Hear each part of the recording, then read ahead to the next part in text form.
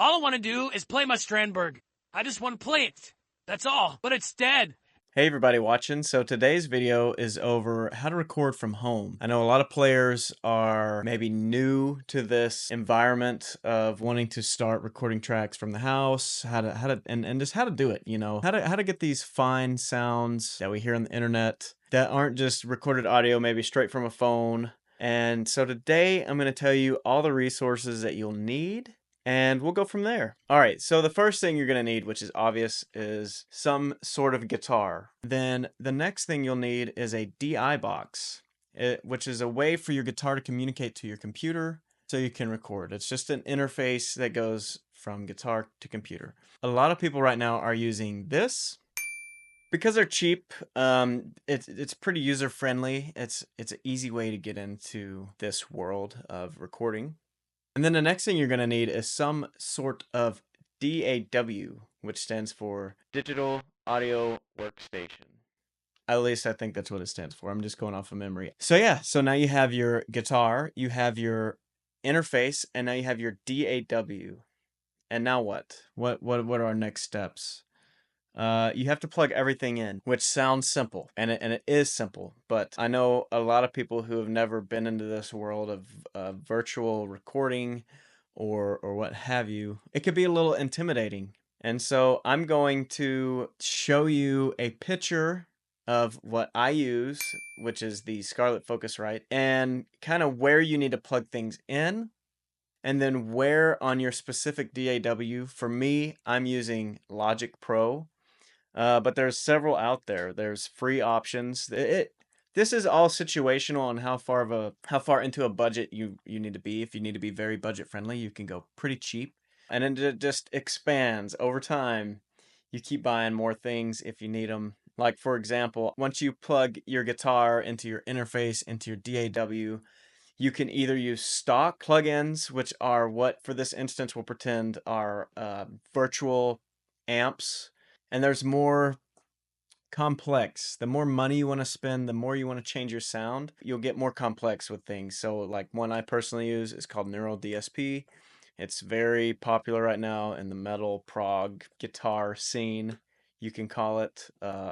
So yeah, let me switch over cameras to my screen recording. Right, this is your input side. So we have, this is XLR for microphone, this is 1/4 inch for your guitar, and this is a headphone jack. Now on the back, these two are outputs maybe to monitors, left and right, and this is to go to your computer. So pretty straightforward. Hope that helps.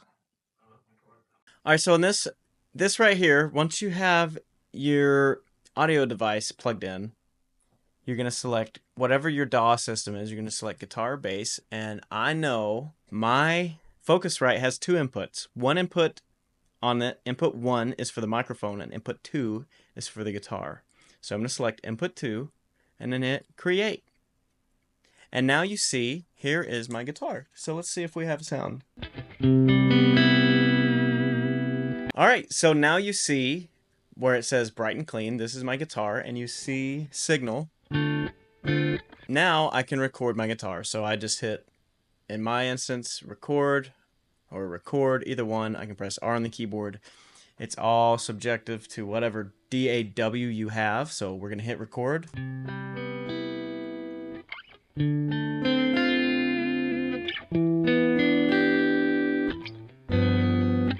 There we go. Beautiful.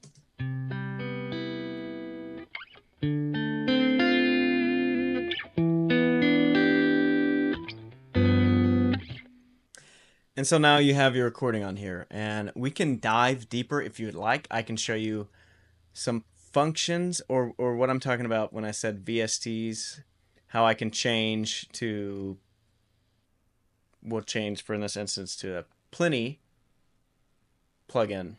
So now what you heard before was a dry signal. Now let's hear what it sounds like when I'm using Archetype Plini. It's going to sound different.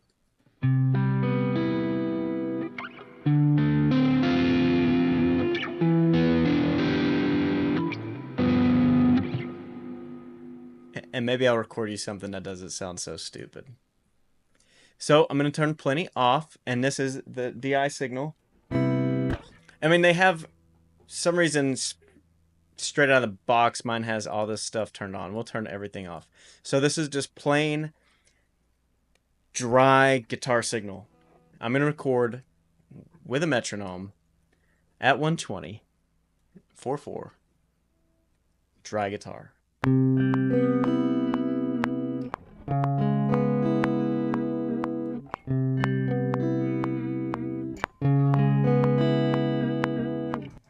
All right, now let's listen back to that.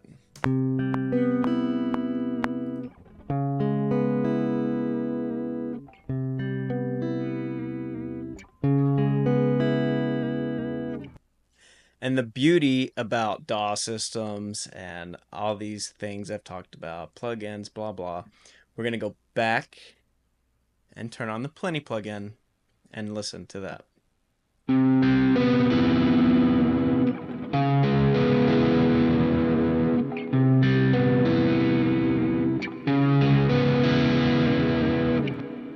Right? And you have so many things you can do. You can completely change the sound of this. We can make it like, we can change pitch. I mean, there's just, whatever DAW system you have should have different effects that you can mold your song with, or your guitar.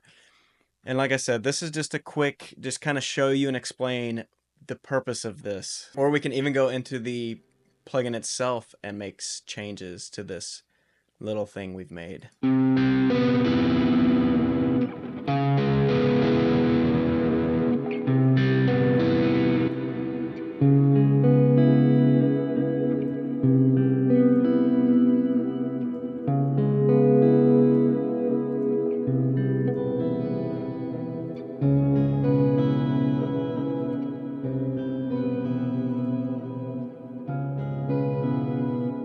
And see how drastic.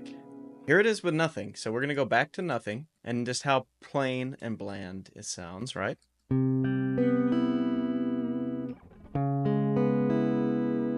And now we'll turn back on our plugins.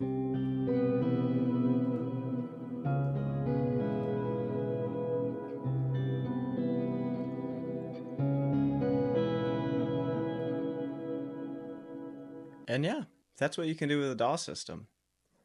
I know this video is supposed to be to show you how to plug into one and at least get your guitar communicating to the system itself. But I'm just kind of giving you a little demonstration on kind of the powers of what's in front of us. I mean, it's crazy. It's actually crazy. You can be a one-man show with all of this right in front of you.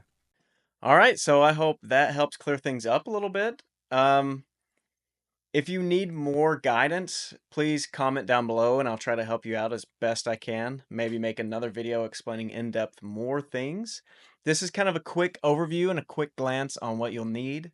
And I'm sure I've forgot something in this video, so please put in the comments below things maybe I've missed or what you do separate than what I do. There's several ways to do this, so yeah, please like the video, subscribe so we can continue making these videos for you. And yeah, we're just going to keep going from here. You can get deeper and deeper as we go. So thanks for tuning in. We'll see you next time.